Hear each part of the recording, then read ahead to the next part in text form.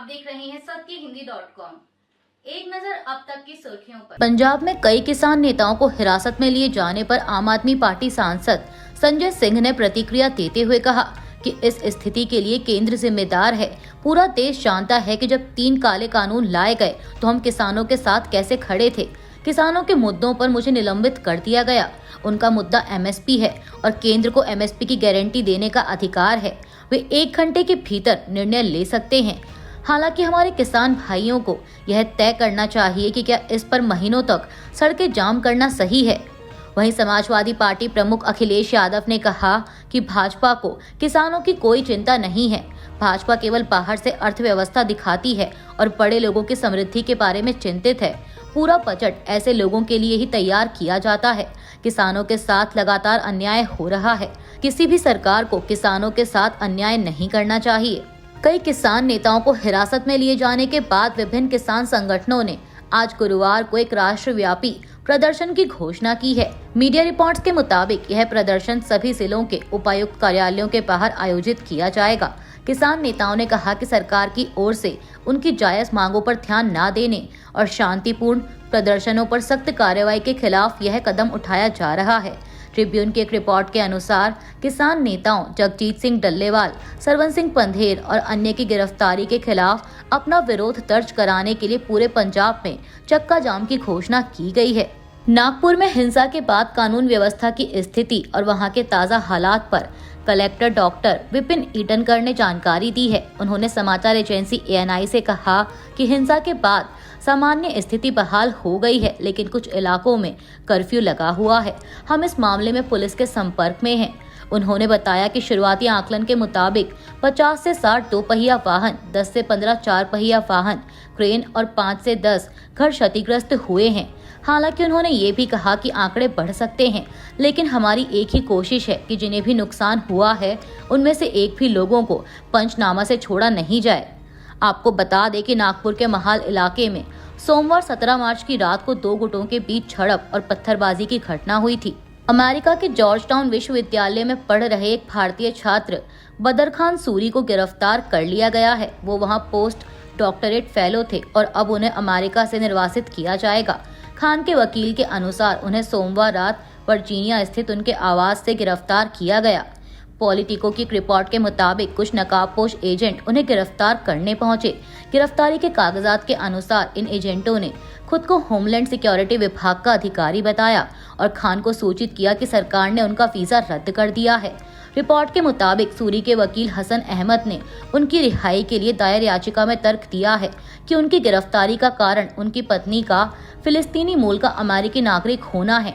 वकील का कहना है कि सरकार को संदेह है कि सूरी और उनकी पत्नी अमेरिकी विदेश नीति के तहत इसराइल के प्रति अपनाए गए रुख के विरोधी हैं, जिसके चलते उन्हें निशाना बनाया गया। इसके अलावा सूरी पर फिलिस्तीनी संगठन हमास का प्रचार करने का आरोप लगाया गया है और उन पर एक ज्ञात या संदिग्ध आतंकी के साथ करीबी संबंध रखने का भी आरोप है। भारतीय छात्र बदर खान सूरी की गिरफ्तारी की जानकारी देते हुए होमलैंड सिक्योरिटी विभाग की सहायक सचिव ट्रिशिया मैकलॉकलिन ने सोशल मीडिया प्लेटफॉर्म एक्स पर लिखा कि सूरी जॉर्ज टाउन विश्वविद्यालय में छात्र थे और वहां हमास का प्रचार कर रहे थे। वह सोशल मीडिया पर यहूदी विरोधी भावनाओं को बढ़ावा देने में सक्रिय थे। उन्होंने आगे लिखा कि सूरी का एक ज्ञात या संदिग्ध आतंकवादी से निकट संबंध है जो हमास का वरिष्ठ सलाहकार है। विदेश मंत्री ने 15 मार्च 2025 को एक आदेश जारी किया जिसमें कहा गया है कि सूरी की गतिविधियां और अमेरिका में उनकी मौजूदगी उन्हें आईएनए की धारा 237A 4CI के तहत निर्वासन के लायक बनाती है। यमन के हूती समूह ने इसराइल पर ताकी गई मिसाइल की जिम्मेदारी ली है, जिसे इसराइल ने रोक दिया। इस समूह के सैन्य प्रवक्ता ने टेलीविजन पर दिए गए एक बयान में कहा कि बैलिस्टिक मिसाइल तेल अवीव के नजदीक बेन गुरियन एयरपोर्ट की ओर दागी गई थी। वहीं इस्राएली सुरक्षा बल ने कहा कि इसराइल के कुछ इलाकों में सायरन बजने लगे। इसमें किसी के भी घायल होने की खबर नहीं है। मीडिया रिपोर्ट्स के मुताबिक इस बीच गजा की हमास द्वारा संचालित नागरिक सुरक्षा एजेंसी ने कहा कि गुरुवार सुबह इसराइली हमलों में कम से कम 10 लोग मारे गए हैं। आपको बता दें कि इसराइल ने हवाई हमलों के बाद गजा में जमीनी अभियान भी तेज कर दिया है। भारतीय क्रिकेट कंट्रोल बोर्ड ने आईसीसी चैंपियंस ट्रॉफी जीतने वाली भारतीय टीम के लिए नकद इनाम की घोषणा की है। बीसीसीआई की ओर से जारी एक बयान के मुताबिक भारतीय टीम को 58 करोड़ रुपए नकद पुरस्कार बीसीसीआई की तरफ से दिया जाएगा। बयान में कहा गया है कि यह वित्तीय पुरस्कार खिलाड़ियों, कोचिंग और स्पोर्ट स्टाफ और मेंस सिलेक्शन कमेटी के सदस्यों को सम्मानित करता है। आपको बता दें कि आईसीसी चैंपियंस ट्रॉफी के फाइनल में भारतीय टीम ने न्यूजीलैंड को 4 विकेट से हराकर खिताब अपने नाम किया था। बुधवार की रात पंजाब पुलिस ने न्यूनतम समर्थन मूल्य की कानूनी गारंटी समेत कई अन्य मांगों को लेकर संघर्ष कर रहे किसानों के नेता जगजीत सिंह डल्लेवाल और सरवन सिंह पंढेर को हिरासत में ले लिया है। इसके साथ ही पंजाब पुलिस ने शंभू और खनौरी बॉर्डर पर बुलडोजर कार्रवाई की। वहीं अब पंजाब की आम आदमी पार्टी सरकार के इस कदम की विपक्ष द्वारा आलोचना की जा रही है। कांग्रेस ने पंजाब पुलिस के इस कदम पर आम आदमी पार्टी को निशाना बनाते हुए कहा कि सत्ता के नशे में चूर आम आदमी पार्टी ने किसानों के खिलाफ ही मोर्चा खोल दिया है। कांग्रेस ने एक्स पर एक पोस्ट में लिखा कि पूरे पंजाब में किसान नेताओं को पकड़ा और गिरफ्तार किया जा रहा है। भूख हड़ताल कर रहे किसान जगजीत सिंह डल्लेवाल को भी पंजाब पुलिस ने गिरफ्तार कर लिया। किसानों को हर तरह से प्रताड़ित किया जा रहा है। ये साफ तौर से आम आदमी पार्टी की तानाशाही है। किसानों पर की जा रही ये कार्रवाई सरासर गलत है। इसकी जितनी निंदा की जाए कम है। इसके साथ ही कांग्रेस ने पंजाब के मुख्यमंत्री भगवंत मान को भी आड़े हाथ लिया। कांग्रेस ने कहा कि मुख्यमंत्री भगवंत मान के सत्ता के नशे को जनता ही उतारेगी। अब वक्त आ गया है। किसानों पर पंजाब सरकार की कार्रवाई को लेकर भाजपा की भी प्रतिक्रिया आई है। भाजपा नेता और केंद्रीय मंत्री रवनीत सिंह बिट्टू ने किसान नेता जगजीत सिंह डल्लेवाल और सरवन सिंह पंढेर समेत कई किसानों को हिरासत में लिए जाने की कड़ी निंदा की और आरोप लगाया कि पंजाब की आम आदमी पार्टी सरकार केंद्र और किसानों के बीच वार्ता को बाधित करने की कोशिश कर रही है। एक बयान में बिट्टू ने कहा कि किसान नेताओं के खिलाफ पंजाब पुलिस की कार्रवाई की खबर सुनकर वह स्तब्ध हैं। उन्होंने कहा कि चंडीगढ़ में किसान नेताओं के साथ बैठक में शामिल हुए 3 केंद्रीय मंत्री पुलिस कार्रवाई के बारे में बताए जाने पर हैरान रह गए। अमेरिकी राष्ट्रपति डोनाल्ड ट्रंप और यूक्रेनी राष्ट्रपति व्लादिमीर जेलेंस्की के बीच बुधवार को फोन पर लंबी बातचीत हुई। इस बातचीत को लेकर अमेरिकी राष्ट्रपति डोनाल्ड ट्रंप ने social media platform truth social पर जानकारी देते हुए लिखा कि कॉल बहुत अच्छी रही और करीब 1 घंटे तक चली। उन्होंने लिखा कि इस बातचीत में कल राष्ट्रपति पुतिन के साथ हुई कॉल के बारे में सबसे अधिक चर्चा हुई ताकि रूस और यूक्रेन की मांगों और जरूरतों को समझा जा सके। हम सही दिशा में आगे बढ़ रहे हैं। ट्रंप ने आगे लिखा कि उन्होंने अपने विदेश मंत्री मार्को रूबियो और राष्ट्रीय सुरक्षा सलाहकार माइक वॉल्ट्ज को बातचीत के अहम बिंदुओं को सही तरीके से साझा करने के लिए कहा है। ट्रंप ने आखिर में कहा कि जल्द ही एक और बयान जारी किया जाएगा। अमेरिकी राष्ट्रपति ट्रंप के साथ फोन पर हुई बातचीत को यूक्रेनी राष्ट्रपति जेलेंस्की ने सकारात्मक, खुली और बहुत गहरी बताया। जेलेंस्की ने सोशल मीडिया प्लेटफॉर्म एक्स पर लिखा कि हमारा मानना है कि अमेरिका और राष्ट्रपति ट्रंप के साथ इस साल स्थायी शांति हासिल की जा सकती है।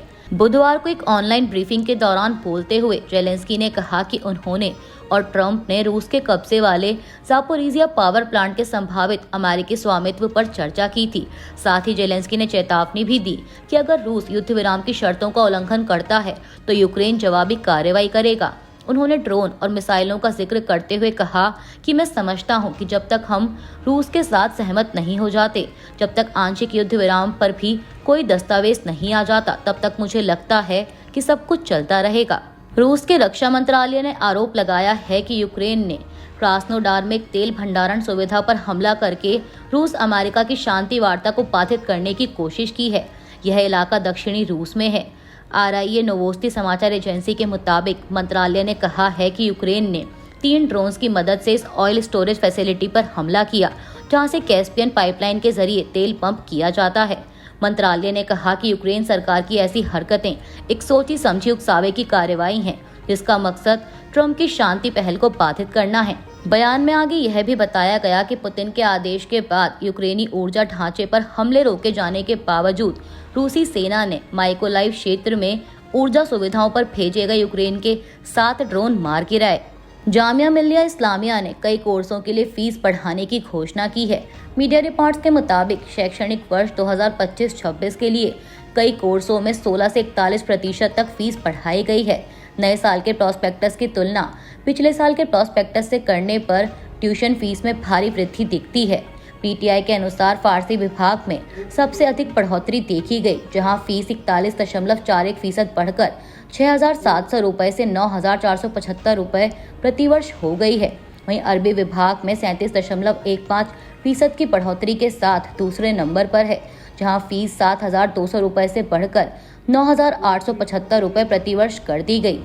और इसी तरह तुर्की और अन्य भाषाओं में बीए ऑनर्स सहित विदेशी कार्यक्रमों में भी 37.15% की बढ़ोतरी हुई है। अभी के लिए बस इतना ही। बाकी की खबरों के लिए जुड़े रहिए सत्यहिंदी.com के साथ। Copyright disclaimer under Section 107 of the Copyright Act 1976. Allowance is made for fair use for purposes such as criticism, comment, news reporting, scholarship, and research. Fair use is a use permitted by copyright statute that might otherwise be infringing.